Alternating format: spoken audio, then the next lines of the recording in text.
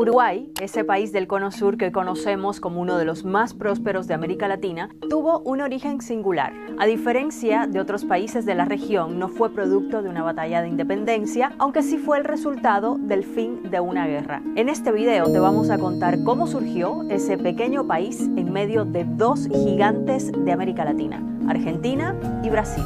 Para comenzar a hablar del origen de Uruguay, tenemos que pensar en una manzana de la discordia y remontarnos a la primera mitad del siglo XIX. América Latina vivía el estallido independentista que comenzó en 1809 y en el sur de América, en mayo de 1810, comenzaba la Revolución del Río de la Plata, que marcaría el fin del poder colonial en esa región. Era una época de límites muy ambiguos y lo que serían futuras naciones o países estaban aún por definirse. Pero ya se comenzaban a perfilar dos gigantes en la región que se disputaban territorios, desatando una feroz rivalidad. De un lado, el Imperio de Brasil, y del otro, las llamadas Provincias Unidas del Río de la Plata, que eran parte de lo que en la época colonial fue el virreinato del Río de la Plata en la zona de lo que conocemos hoy como Argentina, Bolivia, Chile, Paraguay y Uruguay. Claro, Uruguay en ese momento estaba aún lejos de llamarse así. No existía como estado independiente, pero sí como un territorio conocido como la Banda Oriental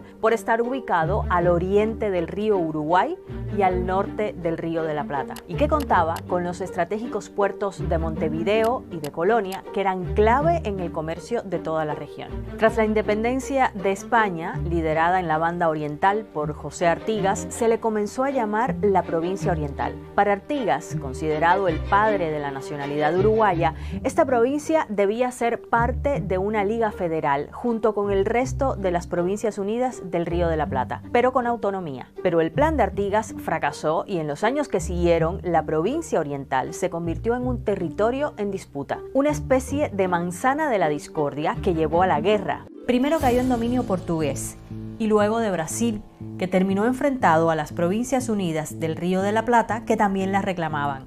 El 25 de agosto de 1825 se había firmado la Declaratoria de Independencia de Brasil y la unión a las Provincias Unidas del Río de la Plata, impulsada por orientales.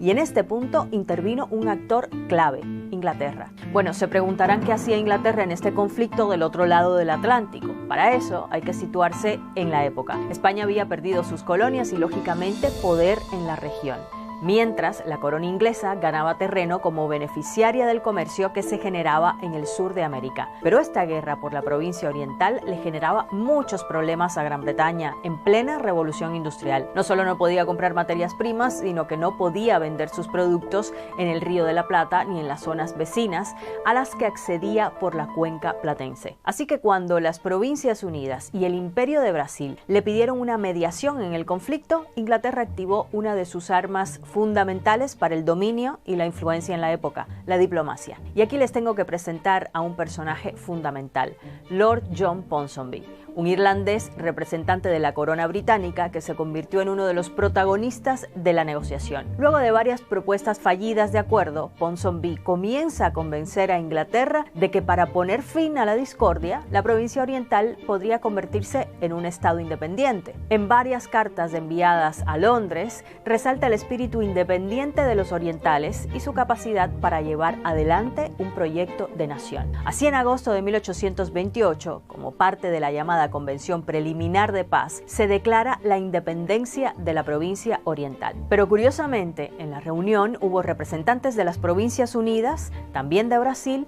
y diplomáticos ingleses, pero no orientales. Y esta es una de las razones fundamentales por las que este episodio ha sido cuestionado a lo largo de la historia. Hay algunas versiones que han llegado a decir que la provincia oriental, que hoy conocemos como Uruguay, fue una invención inglesa.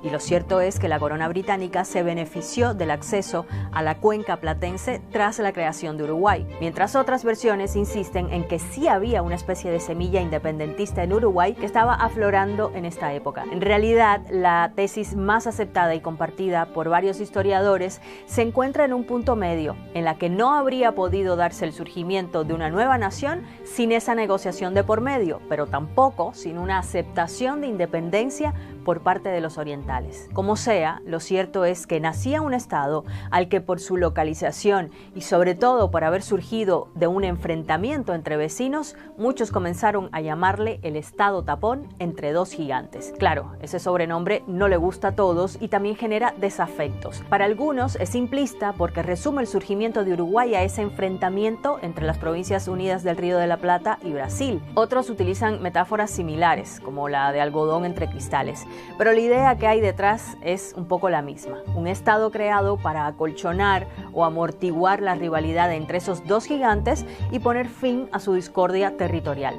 Esta fue la primera condición política, geográfica y social que marcó al país, que se terminó fundando con apenas 70.000 habitantes. Pero para algunos historiadores, ese papel mediador de Uruguay entre estos vecinos gigantes y bastante inestables, y que estuvo al origen de su existencia, se ha convertido casi en una profesión para el país, que ha vivido entre esa pugna de hegemonías sin asociarse con ninguna de ellas. Pero hasta ahora hemos hablado de la banda, de la provincia o del estado oriental. Se preguntarán cómo llegamos entonces al nombre de Uruguay. El día en que se juró la primera constitución, el 18 de julio de 1830, se le llamó por primera vez Estado Oriental de Uruguay, por el río Uruguay que define su territorio. La teoría más aceptada dice que Uruguay viene del idioma guaraní y se puede traducir como el río de los pájaros pintados. Así, la historia del surgimiento de Uruguay nos muestra un proceso largo de conformación y con muchas versiones e interpretaciones de cómo fue ese momento, y que, como nos dijo un historiador, la creación de ese estado independiente al oriente del río Uruguay